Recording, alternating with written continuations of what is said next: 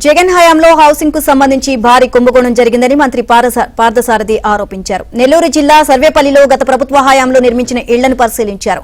అక్రమాలు చేసినెవర్ని వదలబోము అంటున్న మంత్రి పార్థసారథితో మా ప్రతినిధి మహేష్ ఫేస్ టు ఫేస్.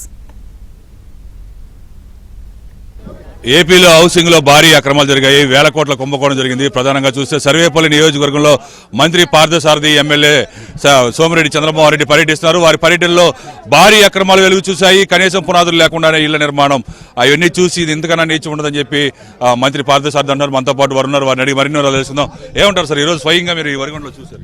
ఇది చాలా అన్యాయం. వ్యాపారంలో సంపాదించాలనే ఆలోచన చేయటం పూర్తిగా తప్పని నేను అనలేను, కానీ ఈ విధంగా పేదలను మోసం చేసి వారి నిరక్షరాస్యతని, వారి సామాజిక పరిస్థితుల్ని ఆసరా చేసుకుని అసలు ఒక 1000 రూపాయల నిర్మాణం కూడా చేయకోకుండా 60,000, 40,000, 70,000 తీసుకుని కనుమరుగైపోవటం అనేది చాలా నీచం అని చెప్పేసి నేను భావిస్తా ఉన్నాను. మరి అధికారులు కూడా కొంత సహకారం ఉండటం మూలంగా ఇటువంటి దోపిడీకి మార్గం ఏర్పడిందని చెప్పేసి నేను భావిస్తా ఉన్నాను. గత ప్రభుత్వంలో మరి ఎవరి సహకారంతో ఇవన్నీ కూడా జరిగినాయో తప్పకుండా ఎంక్వైరీలో తెలుస్తాం. ఎవరైతే డబ్బులు తీసుకుని ఈ ఎస్సీ ఎస్టీ లబ్ధిదారుల దగ్గర నుంచి డబ్బులు తీసుకుని వెళ్ళిపోయారో వాళ్ళందరి మీద పోలీస్ కేసులు పెట్టి వాళ్ళందరి దగ్గర డబ్బులు రికవరీ చేయడానికి, వారి మీద చట్టపరంగా చర్యలు తీసుకుంటానికి కూడా తగు చర్యలు ప్రభుత్వం తరపు నుంచి తీసుకుంటామని చెప్పేసి మనం చేస్తాను. ఏదేమైనా కూడా వారికి మంచి గృహ నిర్మాణం చేయాలనేది ప్రభుత్వం యొక్క లక్ష్యం. అదేవిధంగా ఆప్షన్ 3 అనేది ఎవరైతే కట్టుకోలేరో వారికి సహకరించడానికి ఆప్షన్ 3 థర్డ్ పార్టీ ఏజెన్సీస్ని గత ప్రభుత్వం నియమించింది. వాళ్ళు కూడా క్వాలిటీలో పూర్తి నాసిరకం నిర్మాణం చేసి చాలా అన్యాయం చేశారని చెప్పేసి కూడా నేను మనవి చేస్తాను. తప్పకుండా వేరే ఏజెన్సీస్తో మళ్ళీ ఇప్పటికే ఒక ఎంక్వైరీ చేశాం.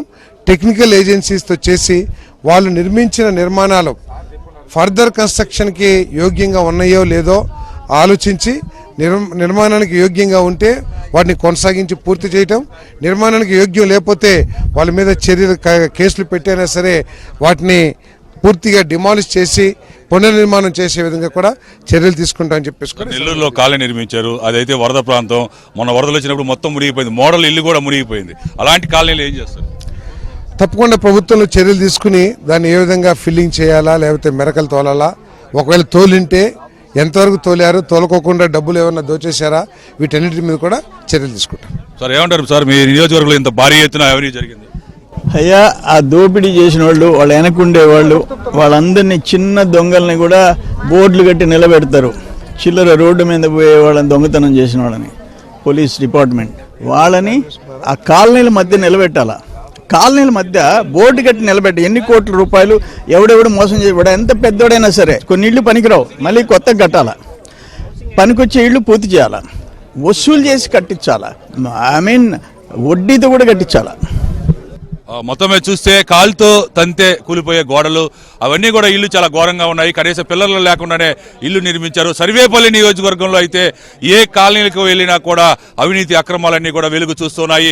మంత్రి పార్థసారథి, ఎమ్మెల్యే సోమిరెడ్డి పర్యటనలో అక్రమాలన్నీ కూడా వెలుగు చూశాయి.